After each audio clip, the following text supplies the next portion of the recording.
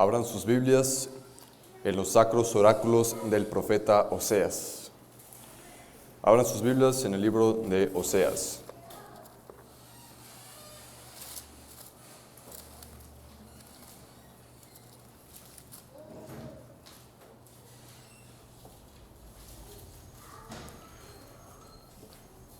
Oseas, hijo de Beri, capítulo número 6, verso número 4. Ahí fue donde la dejamos la última vez. Oseas, capítulo número 6, a partir del verso número 4.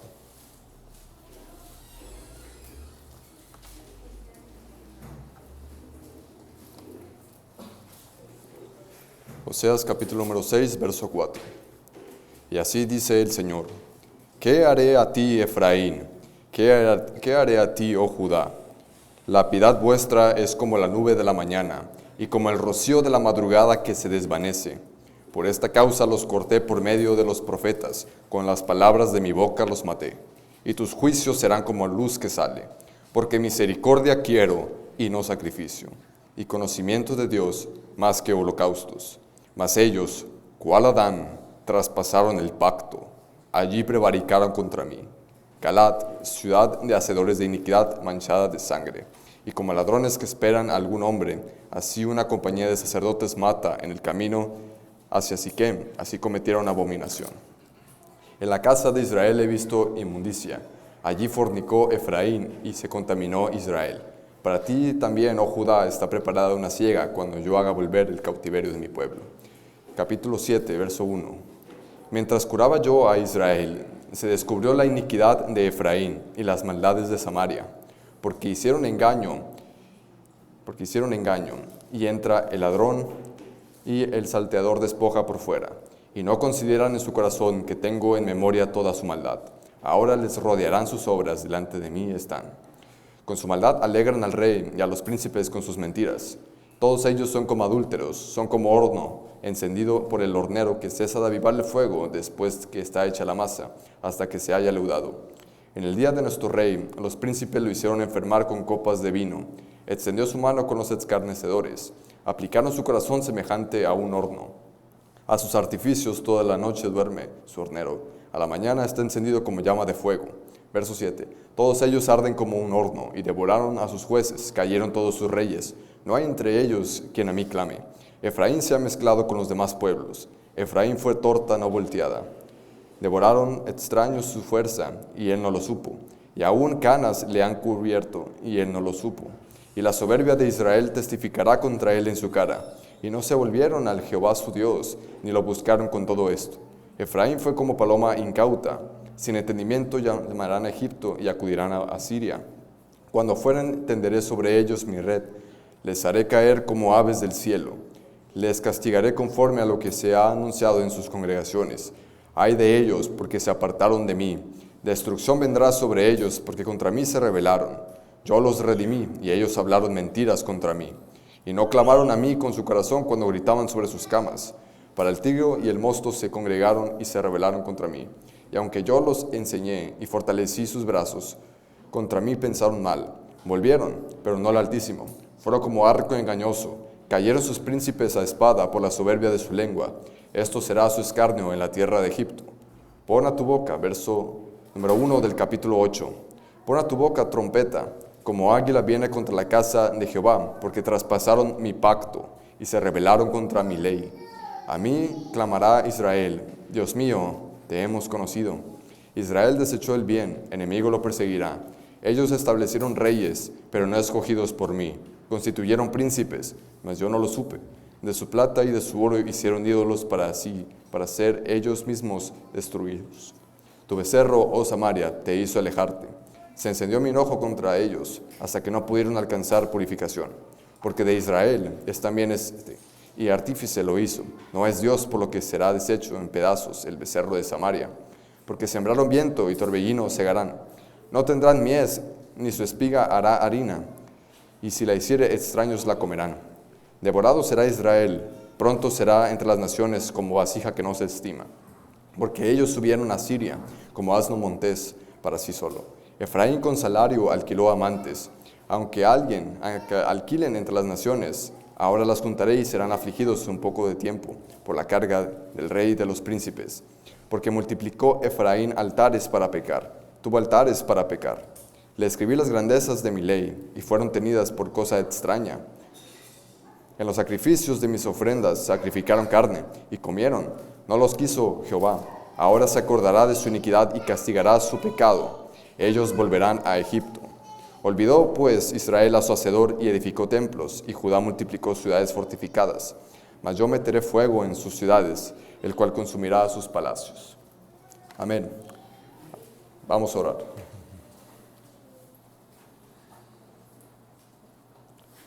Santo de Israel, nuestro Dios, a ti clamamos esta mañana.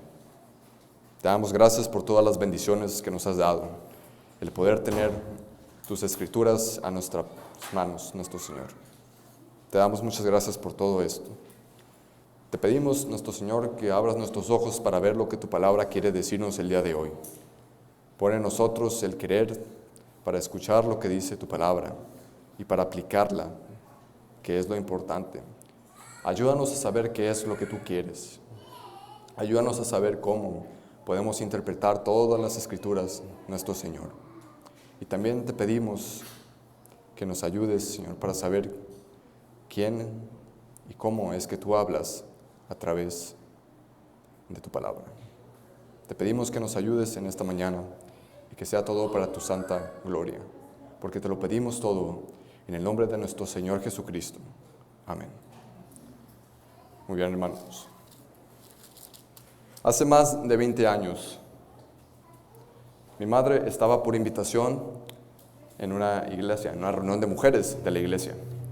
Y la líder de ellas era una profeta, quien en cuanto vio a mi mamá embarazada, yo estaba en su vientre, entonces ella dijo: será niña y nacerá el 20 de marzo. Y empezó porque el 19 es mi cumpleaños, dijo. Pues nací el 19 de marzo y para gloria de Dios tengo más testosterona que su marido, la de la profeta. Esto no es hablar de parte de Dios, el dar lo que son estas profecías. Hoy veremos cómo es que el Señor habla a través de los verdaderos profetas. Veremos también lo que el Señor pide por medio de ellos, al igual que veremos lo que es el pacto de obras y el pacto de gracia. Si pueden ver en el verso número 4, aquí es donde el profeta Oseas empieza a hablar. Y dice: ¿qué haré a ti, Efraín? ¿Qué haré a ti, oh Judá? Y aquí es donde empieza a hablar. El libro de Oseas, dándoles un poco de contexto, pues se resume en una sola frase: en la infidelidad del pueblo y el amor de Dios. Dios ha cumplido su parte en el pacto mosaico, pero el pueblo no ha cumplido su parte, sino que ha sido infiel. Así que ellos, en vez de ser fieles al Señor y de cumplir lo que Él les ha mandado por medio de los mandamientos, ellos prefieren rechazarlo e ir en pos de ídolos y hacer su propia voluntad. Por eso, por lo que en su misericordia, en su amor y en su fidelidad, el Señor llamó a un hombre llamado Oseas. Y este hombre fue, bajo el poder del Espíritu Santo, a profetizar al pueblo y llamarlo al arrepentimiento, a este pueblo espiritualmente adúltero. Y si vemos aquí, del verso número 4, dice: ¿qué haré a ti, Efraín? ¿Qué haré a ti, oh Judá? Y vemos que dice: la piedad vuestra, como nube de la mañana, y como el rocío de la madrugada que se desvanece. Hablando acerca de lo que es esto, de que este pueblo no tiene piedad, no tiene misericordia. Y ahora, esto también puede decir que es un pueblo infiel, ya que la palabra piedad aquí también se puede traducir como infiel. Así que vemos que dice que su fidelidad es como la nube de la mañana, que se desvanece rápido, que es un pueblo que es infiel. Y luego vemos en el verso número 5, por esta causa los corté por medio de ¿quién? Los corté por medio de los profetas. Con las palabras de mi boca los maté, y tus juicios serán como luz que sale. Y aquí hace una analogía el Señor, hablando acerca de lo que es una espada. Dice: y los corté, refiriéndose a la espada, por medio de los profetas, con las palabras de mi boca. Aquí vemos que Dios está reprendiendo al pueblo por lo que es su infidelidad. Y vemos aquí que Oseas está presagiando juicio en todo el libro. Y ahora, aquí dice, por esta causa los corté por medio de los profetas, y habla en plural. Esto se refiere no solamente a que Oseas es un profeta llamado por el Señor, sino que también hay más profetas que están profetizándole al pueblo de Israel. Y eso lo podemos ver desde el verso número 1 del capítulo número 1, si vemos este libro. Desde el verso número 1, del capítulo número 1, vemos que dice el tiempo en el que el profeta Oseas está predicando. Y dice que es palabra de Jehová que vino a Oseas, hijo de Beri, en días de Usías, Jotam, Acaz y Ezequías, reyes de Judá, y en días de Jeroboam, hijo de Joás, rey de Israel. Ahora, Oseas no fue el único profeta que estuvo en aquel tiempo, sino que hubo también otros profetas, otros varones de Dios, que Dios mismo levantó para que profetizaran al pueblo. Solamente por la misericordia de Dios es que estos hombres se levantaron, por el poder del Espíritu Santo. Otros de estos profetas aparecen en las Escrituras. Por ejemplo, Isaías, se los menciono. Isaías 1:1 dice, visión de Isaías, hijo de Amós, la cual vio acerca de Judá y Jerusalén en días de Usías, Jotam, Acaz y Ezequías, reyes de Judá, que es del mismo tiempo y los mismos reyes que vemos en Oseas 1:1.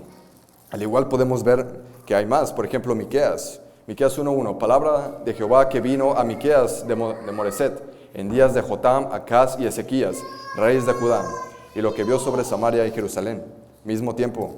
También podemos ver en Amós 1:1, las palabras de Amós, que fue uno de los pastores de Tecoa, que profetizó acerca de Israel, en días de Usías, rey de Judá, y en días de Jeroboam, hijo de Joás, rey de Israel, 2 años antes del terremoto. Vemos que es el mismo tiempo. Ahora, lo que vemos aquí es la misericordia del Señor, al estar hablándole a un pueblo que es espiritualmente adúltero. Podemos ver aquí que este pueblo fue cortado por las palabras del Señor a través de los profetas, como vemos en el verso número 5. Y dice también la siguiente parte de lo que es este verso. Con las palabras de mi boca los maté, y tus juicios serán como luz que sale, algo inevitable, como lo que es el amanecer. Aquí vemos en esta analogía, como dije al principio, que es una espada que corta a lo que es el pueblo. Y sí, aquí les puedo leer lo que dice el autor a la carta de los Hebreos, en el capítulo número 4, verso número 12. Y dice así el Señor, refiriéndose acerca de lo que es su palabra. Porque la palabra de Dios es viva y eficaz, y más cortante, vemos otra vez esta palabra, cortante, que toda espada de 2 filos, y penetra hasta partir el alma y el espíritu, las coyunturas y los tuétanos, y discierne los pensamientos y las intenciones del corazón. Esto es lo que se refiere, que la palabra de Dios es como una espada, y esta espada es por medio de la boca de los profetas. Dios habla a través de la boca de los profetas que vemos aquí. Ahora, también esta es una de las analogías o de los símbolos que se habla acerca de lo que es la palabra del Señor Jesucristo. Así como dice en Apocalipsis 1:16, que de su boca salía una espada de 2 filos, una espada que no solamente parte lo que es la carne, sino hasta el alma. No solamente parte lo material, sino lo inmaterial. Vemos también que en vez de ellos proceder al arrepentimiento, vemos que prefieren seguir un estilo de vida decadente. Verso número 6. Porque misericordia quiero y no sacrificio, y conocimiento de Dios más que holocaustos. Y este es un gran texto que está hablando el profeta. ¿Por qué?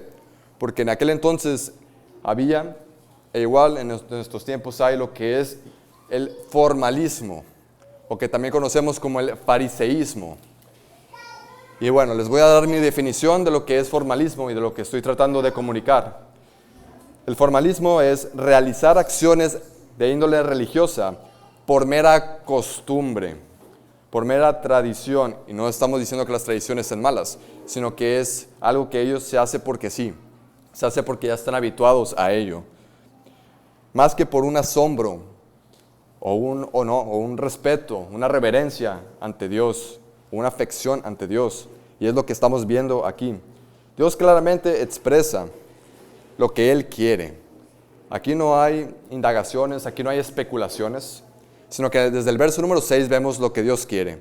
Y dice, porque misericordia quiero y no sacrificio, y conocimiento de Dios más que holocaustos. Y la palabra misericordia es la misma que vimos en el verso número 4, que se traduce aquí como piedad, que puede significar piedad, misericordia, pero tiene mayor abanico de opciones. También puede ser fidelidad, lealtad, amor, bondad. Y eso es lo que este pueblo carece.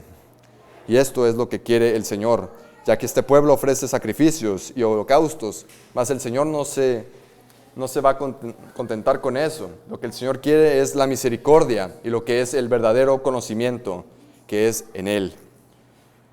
Así vemos que este texto es uno de los textos que cita nuestro Señor Jesucristo. Y si pueden buscar Mateo capítulo número 9, verso número 13. El Evangelio de San Mateo capítulo número 9, verso número 13. El Señor Jesucristo vivió en el mismo contexto, o muy parecido, o incluso peor, del que vivió Oseas. Ya que en aquel entonces estaban los fariseos, que eran conocidos por su, entre comillas, piedad y por su misericordia. El Señor Jesucristo se juntaba con los publicanos y con las rameras, y Él comía con ellos. Incluso en este pasaje, el contexto es el llamamiento de un publicano llamado Leví, o Mateo. Y dice el verso número 13, citando a este profeta, id pues y aprended lo que significa misericordia quiero y no sacrificio. Porque no he venido a llamar a justos, sino a pecadores al arrepentimiento. Y más adelante podemos ver que el Señor Jesucristo lo vuelve a citar. Y si pueden buscar Mateo 12, capítulo 12, verso número 7. Hablando del contexto del día de reposo, y dice así el Señor, y si supieseis qué significa misericordia quiero y no sacrificio, no condenaríais a los inocentes, hablando del mismo fariseísmo, del mismo formalismo que había en aquel entonces. El Señor Jesucristo seguía lo que es la ley del Señor, y no se quedaba con seguirla, sino que iba mucho más, desde el sentido positivo de lo que es la ley de Dios. Y niños, los que están aquí, ¿cuáles son los dos mayores mandamientos de la ley del Señor? ¿Cuáles son los dos más grandes mandamientos que hay en la ley? Pues los dos más grandes mandamientos que hay en la ley de Dios son y se puede encontrar a partir de lo que es Deuteronomio, capítulo número 6, verso número 5. Dice, amarás a tu prójimo como a ti mismo. Y el segundo gran mandamiento de la ley se encuentra en Levítico 19, 18. Donde dice, de estos dos mandamientos depende, donde dice nuestro Señor, hablando a través de su palabra, en Levítico número 19, verso 18, dice así, sino amarás a tu prójimo como a ti mismo, yo el Señor. Estos son los dos grandes mandamientos de la ley, de los que el Señor les está mandando al pueblo. Y más adelante, en Levítico 19, dice, empieza a expandir lo que es este mandamiento en la práctica, en amar al prójimo como a ti mismo. Y en el contexto de los extranjeros que habitaban en el pueblo de Israel, dice, y lo amarás como a ti mismo, porque extranjeros fuisteis en la tierra de Egipto, yo, Jehová, vuestro Dios. Y dice más adelante, guardad pues todos mis mandamientos y todas mis ordenanzas y ponerlos por obra, yo el Señor. Esto es un mandamiento. El Señor les está mandando que cumplan lo que es su ley, que demuestren lo que es la misericordia y lo que es verdaderamente conocer al Señor, como vemos aquí en el verso número 6. Eso es lo que quiere el Señor, ya que nuestro contexto no es tan distinto al contexto que fue del profeta Oseas o de que fue del Señor Jesucristo. Sigue habiendo fariseos hoy en día que pueden incluso estar en estos púlpitos, que pueden incluso estar en puestos de autoridad o en puestos para ser vistos, que pueden hacer obras de piedad y comportarse de una manera tan piadosa. Pero ¿realmente esas personas conocen al Señor? ¿Realmente esas personas hacen misericordia? Nosotros solamente podemos ver lo que es la cara visible, pero ¿qué hay de la cara invisible de esa persona cuando no la vemos? Eso es lo que el Señor está mandando, que lo que Él quiere es misericordia, que cumpla lo que la ley dice, y no para condenación, sino para santificación. Veamos aquí que de estos dos mandamientos, del amar al Señor tu Dios con todo tu corazón, con toda tu alma y con todas tus fuerzas, y de amar a tu prójimo como a ti mismo, es que depende toda la ley y los profetas, como dijo el Señor Jesús en Mateo 22:40. Ahora, les voy a leer lo que dice Miqueas 6:8, y si pueden buscarlo también. Miqueas 6:8 está más adelante del libro de Oseas, donde este otro profeta, que vivió en el mismo tiempo que el profeta Oseas, estaba diciendo lo mismo de parte de Dios. ¿Por qué? Porque solamente hay un Dios, solamente hay un Espíritu Santo que está hablando por medio de este otro hombre. Y en Miqueas capítulo 6, verso número 8, él mismo empieza a decir lo mismo que Oseas. Miqueas 6, capítulo 8. Oh hombre, Él te ha declarado lo que es bueno. ¿Y qué pide Jehová de ti? Solamente hacer justicia y amar misericordia y humillarte ante tu Dios, como ya vimos que es lo que el Señor pedía en su santa ley. Esto es lo que el Señor pide, lo que es la misericordia y lo que es la piedad, el conocimiento de Él. Y ahora vamos a pasar a lo que es el texto central con el cual vamos a entender lo que es toda esta homilía, todo este sermón. Y es en el verso número 7. Y este es un gran texto, porque de aquí vamos a ver cómo podemos interpretar incluso toda la Biblia a través de lo que se conoce como la teología del pacto o la teología pactual. Y dice el verso 7, mas ellos, ¿cuál Adán? Traspasaron el pacto, allí se rebelaron o prevaricaron contra mí. Y este es un gran texto.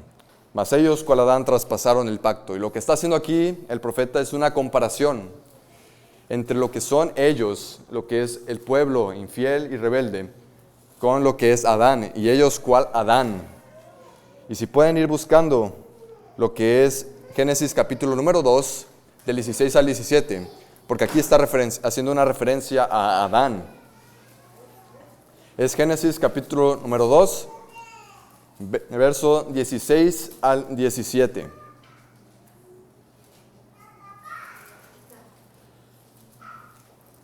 Este texto que estamos leyendo se refiere a un pacto en común que hay, tanto por los israelitas infieles como el que tuvo Adán desde un inicio, y que se conoce como el pacto de obras. El pacto de obras. El pacto de obras es el que vemos aquí en el verso 7 del capítulo 6 de Oseas. Y ahora, este está citando lo que es Génesis 2, del 16 al 17. Y aquí vemos lo que dice el Señor a Adán, hablándole acerca de lo que es este pacto. Y dice así, y mandó Jehová Dios al hombre, diciendo, de todo árbol del huerto podrás comer. Aquí hay una bendición. Y en el verso 17 dice, mas del árbol de la ciencia del bien y del mal no comerás, porque el día que de él comieres, ciertamente morirás. Aquí está lo que es la maldición. Vemos en el 16 la bendición y en el 17 la maldición. Aquí nos está hablando en el lenguaje de un pacto. Si tú haces esto, te va a ir bien, pero si tú haces esto, otro, te va a ir mal. Esto es un pacto. Vemos aquí una condicionante, una condicional, una condición que hay por parte de lo que es el Dios, nuestro Señor. Y ahora, ¿cuál es la importancia de saber lo que es el pacto de obras aquí? Bueno, les voy a citar a Charles Spurgeon. Algunos lo conocen. Dice, la doctrina del pacto se encuentra en la raíz de toda verdadera teología. Se ha dicho que el que comprende bien la distinción entre el pacto de obras y el pacto de gracia es un maestro de la divinidad o de la teología. Estoy convencido de que la mayoría de los errores que cometen los hombres con respecto a las doctrinas de las Escrituras están basadas en errores fundamentales con respecto a los pactos de la ley y la gracia. Y ahora vamos a ver lo que son las posturas en cuanto al pacto de obras, que es usada por los teólogos y por los que creen en la teología del pacto. Las posturas que voy a mencionar, hay más posturas de las que mencionaré, pero la primera es el dispensacionalismo. que esta es muy popular y muy conocida en la mayoría de iglesias, el dispensacionalismo. La siguiente es la teología del pacto reformada, que es usada por los círculos reformados y presbiterianos. Las otras dos que mencionaré, que son las últimas, son usadas por las iglesias bautistas reformadas, que es el federalismo 1689, el que sostienen los teólogos como Sam y James Renihan, al igual que el que sostiene Richard Barcellos. Y la otra postura es la de John Gill y Sam Waldron. Ahora, aquellos que creen en el dispensacionalismo no creen en lo que es la teología del pacto, pero la teología del pacto reformada, el federalismo que ya vimos, 1689, y John Gill y Sam Waldron, estas posturas sí creen en lo que es la teología del pacto. Ahora, el dispensacionalismo no cree en lo que es el pacto de obras, ni cree en lo que es el pacto de gracia. Tampoco cree en el pacto de gracia en el Antiguo Testamento, ni en lo que es el bautismo de infantes. Y esto es porque manejan otro sistema, manejan un sistema no de pactos, sino de dispensaciones, que es uno de los sistemas más populares hoy en día. Ahora, la doctrina del pacto reformada, de nuestros hermanos reformados y presbiterianos, ellos sí creen en lo que es la teología del pacto. Ellos creen en el pacto de obras, ellos creen en el pacto de gracia, ellos también creen en el pacto de gracia en el Antiguo Testamento, y ellos también creen en lo que es el bautismo de infantes.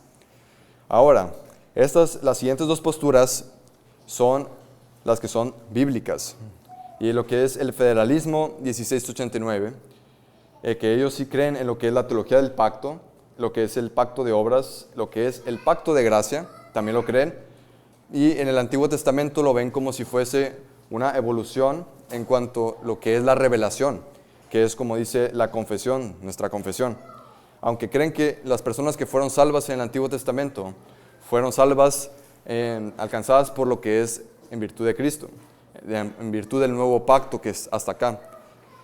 Ahora, la postura de John Gill sí cree también lo que es en el pacto, en la teología del pacto, cree también lo que es el pacto de obras, cree en el pacto de gracia, y aquí ve más una continuidad en lo que es el pacto de gracia a través del Antiguo Testamento, no con la misma revelación que hay en el nuevo pacto, pero sí escaladamente, una revelación progresiva. Y ahora, en las últimas dos posturas que mencioné, tanto el federalismo 1689 y la de John Gill, hay un pequeño matiz de diferencia, que es en cuanto al Antiguo Testamento, lo cual, hermanos, no debe ser motivo de división, sino de apreciación entre las dos posturas. Ambas están muy bíblicas y son las bautistas reformadas, las que vemos en las Escrituras, hermanos. Y ahora lo que dice la confesión, nuestra confesión acerca del pacto de obras, y dice, como un pacto de obras para ser justificados o condenados. Vemos que utiliza la palabra pacto de obras en la confesión. Y dice también en lo que es el capítulo 7, numeral número 1, y dice, la distancia entre Dios y la criatura es tan grande que aunque las criaturas racionales le deben obediencia como a su Creador, aún así éstas nunca habrían podido alcanzar la recompensa de la vida, a no ser por una condescencia voluntaria por parte de Dios, que a Él le ha agradado expresar en forma de pacto, que es lo que estamos viendo en Génesis 2, del verso 16 al 17. Y dice, y mandó el Señor Dios al hombre, y el Señor no tuvo que haber mandádole nada al hombre, Él mismo. El Señor es el creador. Y Adán en aquel momento no tenía pecado, pero era una criatura. Y la diferencia entre el creador y la criatura es tan grande que no se puede relacionar a menos que haya un pacto, que es el que estamos viendo aquí, que es el pacto de obras. Así que aquí es cuando le empieza a dar un imperativo para la vida. De todo árbol del huerto podrás comer, bendición. Mas del árbol de la ciencia, del bien y del mal, no comerás, porque el día que de él comieres, ciertamente morirás. Y aquí está la condición, que no debe de comer del árbol del conocimiento del bien ni del mal. Y ahora, como lo explica Richard Barcellos en su libro El Pacto de Obras, dice, este principio de la recompensa de la vida, que se vemos aquí en Génesis 2, el 16 al 17, en relación con alguna condescencia voluntaria por parte de Dios, que es la misericordia por la cual está entrando en un pacto con Él, dice, implica una revelación pactual de dicha recompensa de la vida, aunque no absolutamente coevo o contemporáneo con el estado en el que Adán fue creado. Esto es lo que se ha denominado el pacto de obras. Este es lo que es el pacto de obras. Y aquí una de las objeciones que pueden surgir es que no se utiliza la palabra pacto aquí. Pero el hecho que no se use la palabra pacto en estos versos no quiere decir que no exista un pacto, porque aquí vemos lo que es la condición, lo que es la bendición y lo que es la maldición por hacer tal cosa. Ahora, aquí hay más textos que pueden corroborar lo que es el pacto de obras y que corroboran, de hecho. Veamos aquí en Levítico 18:5, y si lo pueden buscar también. Levítico 18:5. Hablando acerca de una condición. Vemos aquí lo que se conoce como el pacto de obras dentro del pacto mosaico. Y dice así en Levítico 18, verso 5. Por tanto, guardaréis mis estatutos y mis ordenanzas, los cuales, haciendo el hombre, vivirá en ellos, yo el Señor. Y aquí está lo que es el pacto de obras dentro del pacto mosaico. Y ahora, así como Pablo también dice en Gálatas 3:12, y se lo cito, y la ley no es de fe, sino que dice, y con la palabra ley se refiere a lo que es el pacto de obras, refiriéndose al texto que acabamos de leer, dice, y la ley no es de fe, sino que dice, el que hiciera estas cosas vivirá por ellas. Vemos la misma condición de la vida. Y aquí les voy a leer lo que dice Isaías 24, del 5 al 6, hablando acerca otra vez de lo que es el pacto de obras dentro del pacto mosaico. Y en Isaías 24, del 5 al 6, dice el Señor, y la tierra se contaminó bajo sus moradores, porque traspasaron las leyes, falsearon el derecho, quebrantaron el pacto sempiterno, que es el pacto de obras. Ahora, vámonos a nuestro texto que estábamos leyendo, y vamos ahora a comprender cómo es que el Señor les estaba hablando, que ellos han roto lo que es el pacto de obras. Por eso dice en el verso número 8, Galad, ciudad de hacedores de iniquidad, manchada de sangre, hablando del asesinato. Y verso 9, y como ladrones que esperan a algún hombre, hacia una compañía de sacerdotes, matan el camino hacia Siquem, así cometieron abominación. Hablando del asesinato. Y verso 10, en la casa de Israel he visto inmundicia, allí fornicó Efraín y se contaminó Israel. Verso 11, para ti también, oh Judá, está preparada una siega, cuando yo haga volver el cautiverio de mi pueblo, que es el futuro juicio. Dios estaba abominado por el pecado que ellos habían cometido. Y Dios tenía en memoria cada uno de sus pecados, como dice el capítulo número 7, verso 2. Y no consideran en su corazón que tengo en memoria toda su maldad. Ahora le rodearán sus obras, la evidencia de las obras dentro del pacto de obras. El Señor conoce lo que es la maldad de cada uno de los hombres. Y dice Hebreos 4:13, y no hay cosa creada que no sea manifiesta en su presencia. Antes bien, todas las cosas están desnudas y abiertas a los ojos de aquel a quien tenemos que dar cuenta. El Señor conoce toda y cada una de nuestros actos, y Él juzgará en su gran juicio. Veamos aquí que ellos rompieron el pacto de obras en este texto, y ellos van a pagar por sus obras. Vamos a ver la siguiente parte, y aquí pasamos a lo que son las analogías, o la comparación que está haciendo Dios de su pueblo, en el capítulo número 7. Empezamos en el verso número 3. Y vemos aquí lo que es la política doméstica que hay en Israel. Con su maldad alegran al rey y a los príncipes con sus mentiras. Y aquí empieza la comparación o la analogía. Y todos ellos son adúlteros. ¿Cómo? Y si recordarán, la palabra cómo está haciendo una comparación. Ellos son adúlteros y su corazón está lleno de mentiras. Ellos son adúlteros, son como horno encendido, son como un horno encendido, dice el verso número 4, por el hornero, que cesa de avivar el fuego después de que está hecha la masa. Veamos aquí la comparación de lo que es el pecado de ellos, es igual a lo que es el horno. Es la comparación que se hace. Y el ejemplo que vemos aquí es en el verso número 5 y 6, donde dice, en el día de nuestro rey, los príncipes lo hicieron enfermar con copas de vino, o sea que le provocaron una borrachera, y se extendió su mano, después de estar en ese estado, extendió su mano con los escarnecedores, que aquí el texto está diciendo que hizo pacto, que hizo alianza, o que hizo leyes con los escarnecedores y opresores del pueblo de Israel.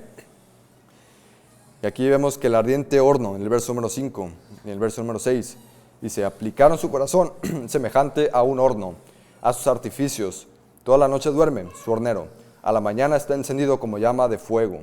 Que vemos aquí lo que es la maldad de ellos, como es ardiente como un horno que está encendido las 24 horas del día. Esto es el pecado que vemos, la rebelión contra los líderes, que todos ellos mismos son iguales, como en el verso 7 dice, todos ellos arden como un horno, y devoraron a sus jueces, y cayeron todos sus reyes, no hay entre ellos quien a mí clame. La maldad total que había en aquel entonces. Verso número 8, vemos aquí lo que es la política exterior, lo que es la relación con otras naciones por parte de Efraín o de Israel. Y dice así en verso 8, Efraín se ha mezclado con los demás pueblos, hablando de lo que es el sincretismo, de que no son diferentes al mundo, sino que ellos son iguales, no son santos para con Dios, sino que son igual de paganos que sus vecinos. Efraín se ha mezclado con los demás pueblos, Efraín fue torta no volteada. Y vemos aquí la metáfora del horno es expandida. La torta es la nación de Efraín, quien solamente de un lado se está cociendo, pero del otro no. Y ellos, al estar carbonizados de un lado, son duros y ásperos para con el Señor, pero son blandos por el otro lado, como dice el verso número 9. Y dice, devoraron, o también puede traducirse como comieron esa torta. Devoraron extraños su fuerza y él no lo supo. Hablando que a pesar de que ellos eran duros para con el Señor, las naciones se aprovechaban de ellos y se las comían. Y dice después, y él no lo supo, y aún canas le han cubierto, y él no lo supo. Que él no supo lo que estaba pasando, no supo lo que era su estado original. Y en el verso número 10, vemos lo que es la soberbia, que la soberbia es algo que ellos van a pagar. Vemos que la soberbia de Israel testificará contra él en su cara. Y así como dice Salomón, antes del quebrantamiento es la soberbia, y antes de la caída es la altivez de espíritu.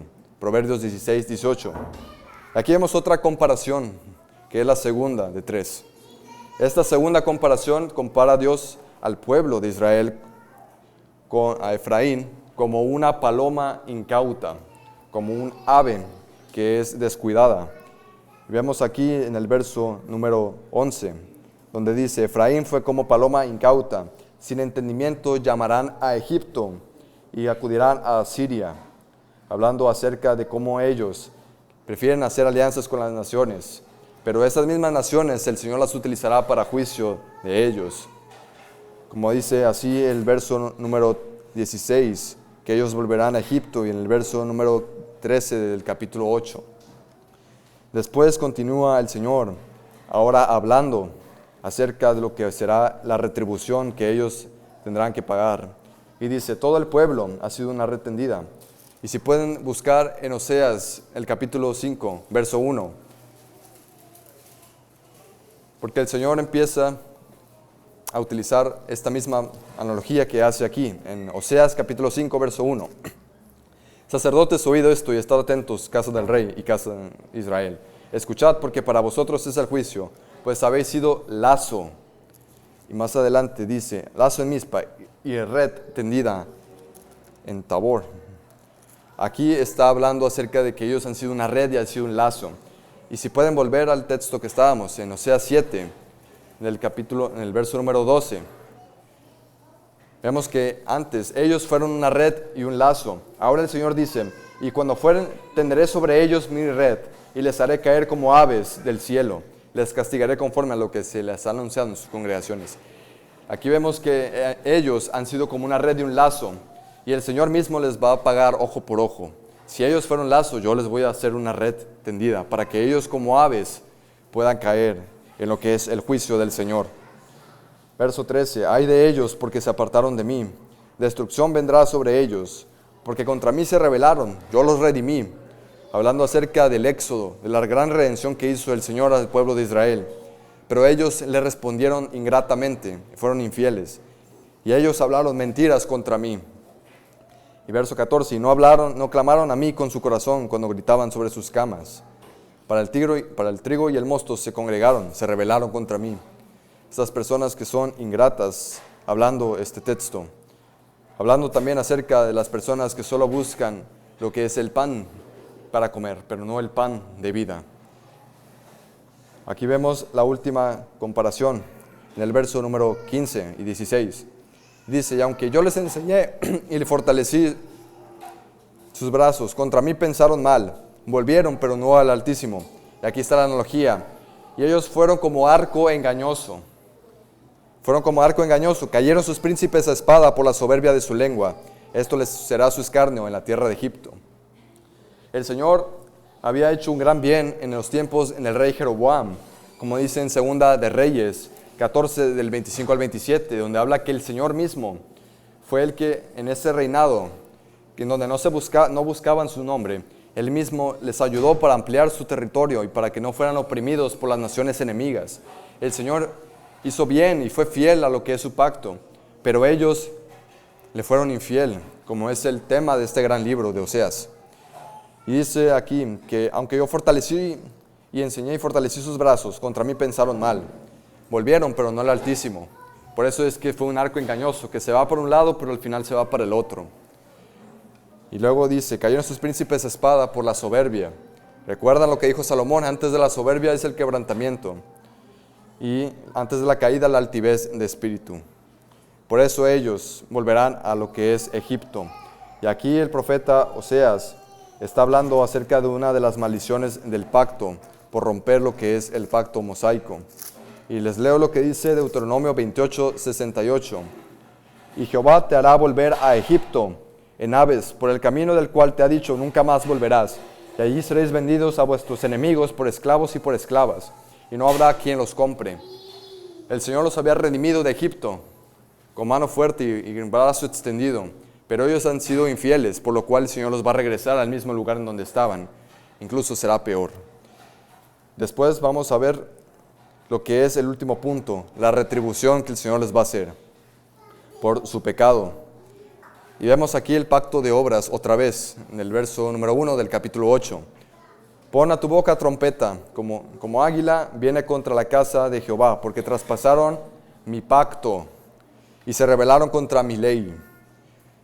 Aquí vemos que Oseas está hablando que va a venir destrucción repentina. Vemos que dice que pon a tu boca como trompeta, que esta es una de las señales del juicio. Al igual que la palabra águila, esta también es una de los símbolos o de los signos que habla de destrucción repentina. La palabra trompeta es usada en el libro de Josué, cuando ellos fueron y rodearon la ciudad de Canaán. Al igual que sale en Apocalipsis como las 7 trompetas, hablando de juicio. Y luego en la palabra águila, también viene en el libro de Apocalipsis, específicamente en el capítulo 8, verso 13, en algunas versiones. También se ve en Jeremías 4:13, hablando de lo que es el águila, como una de las señales de que va a venir juicio. ¿Por qué? Porque ellos traspasaron mi pacto, el pacto de obras. Esto es lo que es estar en enemistad con Dios, lo que es estar en el pacto de obras, y no en lo que es estar en el pacto de gracia, que se reveló desde Génesis 3:15, acerca del Mesías que había de venir, para salvar al pueblo de sus pecados. Esto es lo que es estar en el pacto de obras. Dice en el verso 2, a mí clamará Israel, Dios mío, te hemos conocido. Es igual a lo que dice el Señor Jesucristo, que muchos vendrán en aquel día diciendo, Señor, Señor. Es el mismo ejemplo que vemos aquí. Y vemos aquí lo que es el rechazo hacia Dios en el verso número 13, que Israel les echó el bien.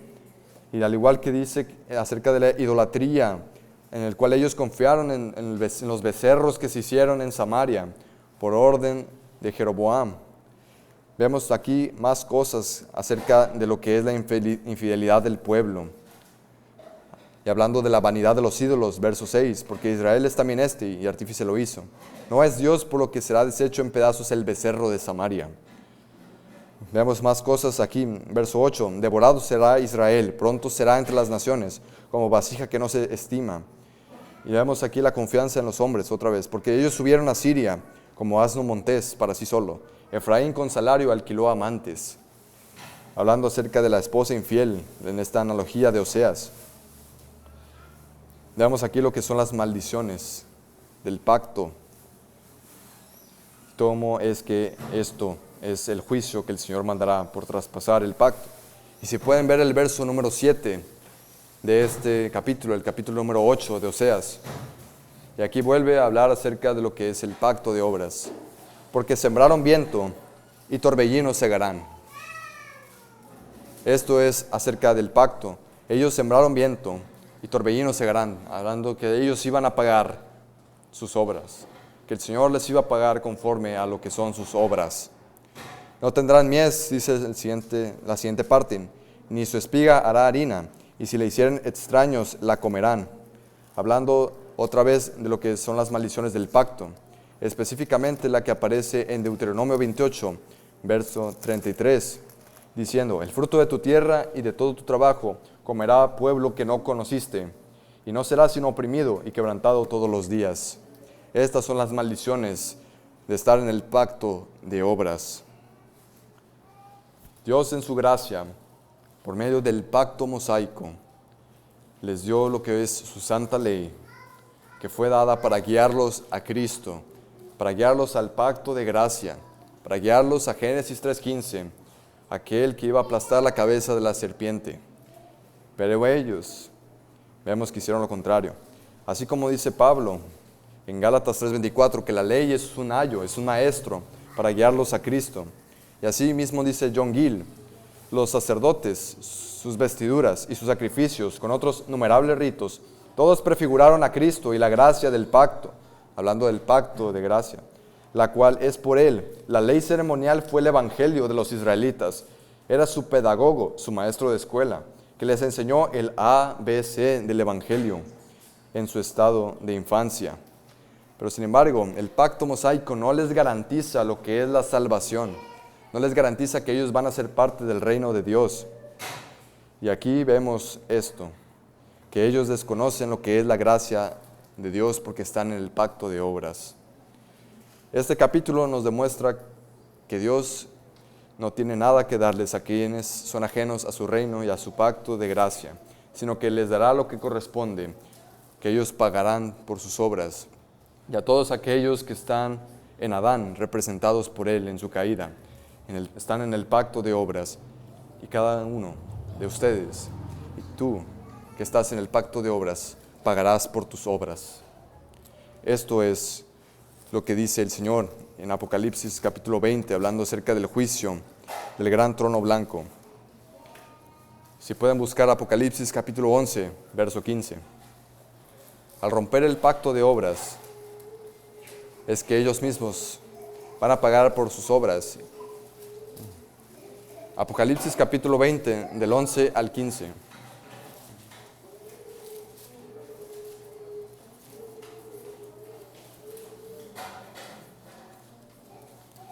Apocalipsis 20, del 11 al 15.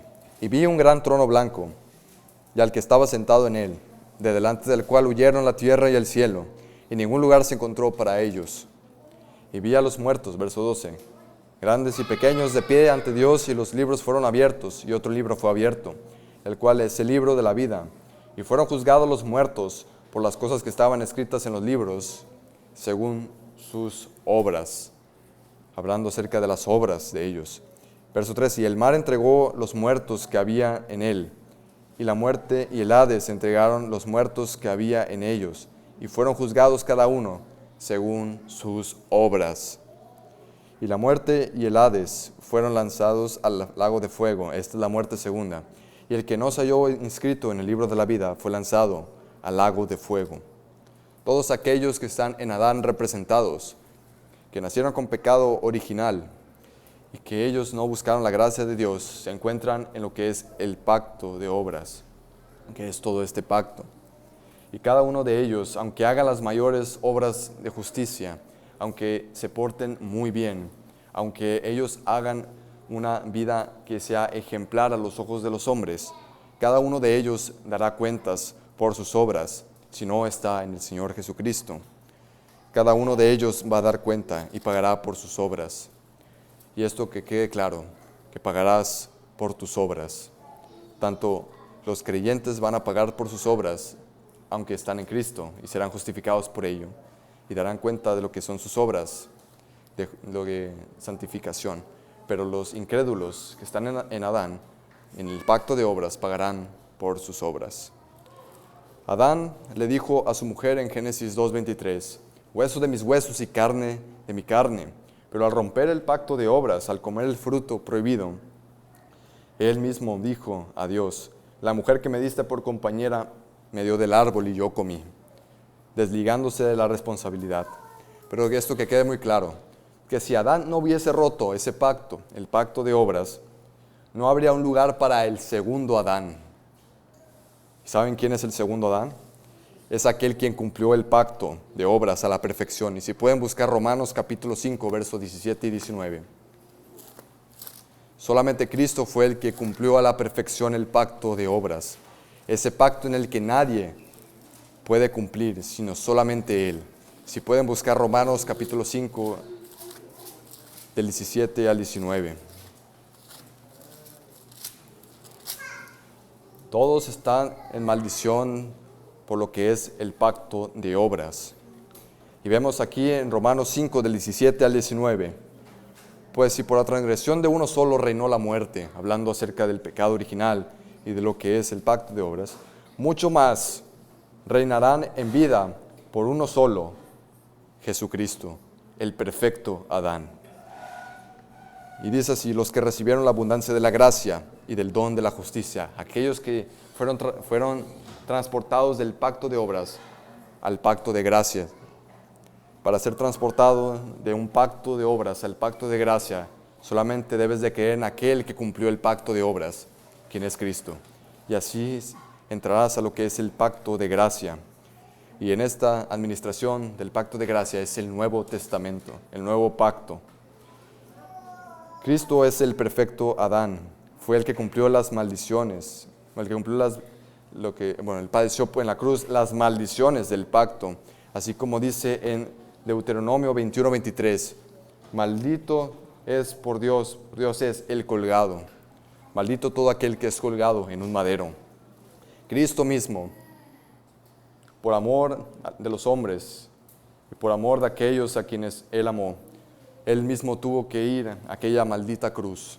Él tuvo que ir y ser crucificado y hacerse maldición para que Él pueda hacer de bendición a aquellos que crean en Él. Y Él mismo, el bendito Señor Jesucristo, Él nos ha redimido de nuestros pecados y nos ha traspasado del pacto de obras al pacto de gracia, si crees en Jesucristo.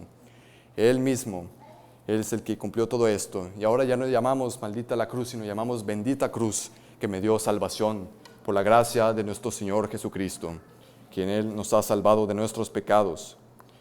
Solamente por Él es que nosotros cumpliremos el pacto de obras, porque Él lo cumplió. Él es nuestro nuevo representante. Ya no es Adán, sino es Cristo. Solamente por Él. Y así como dice San Clemente de Roma, en referencia a Génesis 2:23, hablando de que Adán le dijo a su esposa, carne de hueso de mis huesos y carne de mi carne. Él mismo dice, en amor el Maestro nos recibió, por el bien del amor el cual Él tuvo para con nosotros, Jesucristo.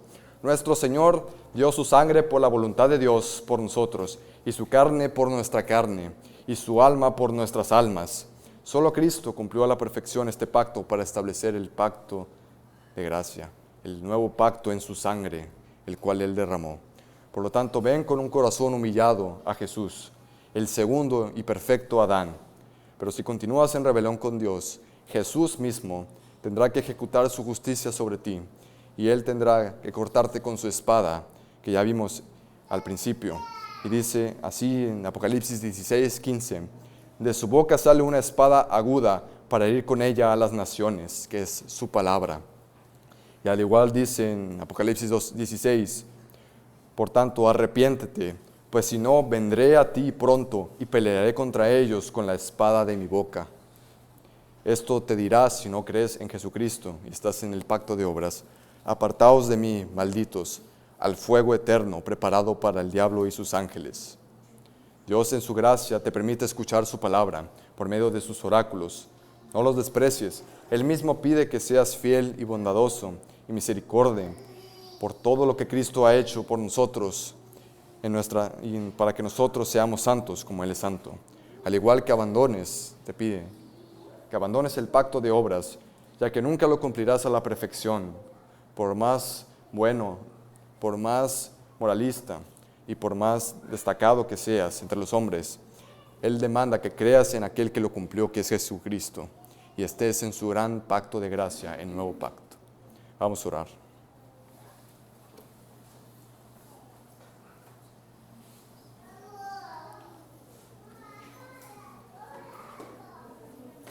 Nuestro misericordia, piadoso, fiel, bondadoso y amoroso Dios. Te damos muchas gracias por lo que tu palabra nos ha dicho hoy en día. Te agradecemos por ver que nosotros no podemos cumplir a la perfección lo que es el pacto de obras. Pero te damos muchas gracias por poder ver y visualizar y ver aquel que en sí lo cumplió, quien es el perfecto Adán, que es el Señor Jesucristo, tu Hijo amado que está sentado a tu diestra, reinando con poder y gloria. Te damos muchas gracias por aquel que padeció las maldiciones del pacto por nosotros, quien Él mismo fue hecho maldición, pero resucitó de entre los muertos y le ascendió a los cielos y le has coronado de gloria. Te damos muchas gracias por Él, por nuestro bendito, amado Señor Jesucristo, quien Él estableció su pacto, su nuevo pacto, para poder gozar de todas las bendiciones de ti, nuestro Señor.